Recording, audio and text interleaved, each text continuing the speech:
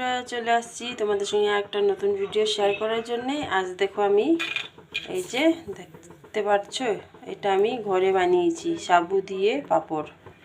আমি এটাতে দিয়েছি একটু নুন আর দিয়েছি গোটা জিরে দিয়ে আমি এটাকে সিদ্ধ করে তারপরে পাঁপড় বানিয়েছি। এবারে দেখব ফ্রাই করে এটা হয়েছে কি না।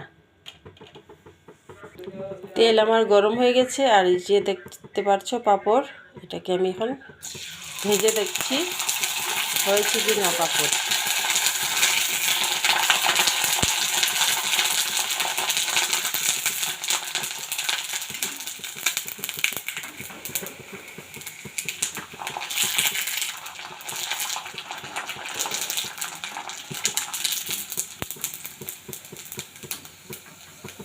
আমার পাঁপড়টা হয়ে গেছে, এবারে সবগুলো ভেজে ফিরে আসছি।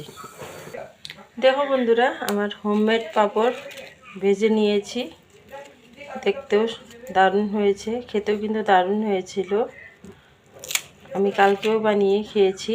এই দেখো কত ক্রিস্পি হয়েছে, তোমরা বুঝতেই পারছো। একদিন আমি শেয়ার করব কিভাবে আমি বানিয়েছি। তো চলো আজকে এই পর্যন্তই, আবার দেখা হবে নেক্সট ভিডিওতে। চলো টাটা।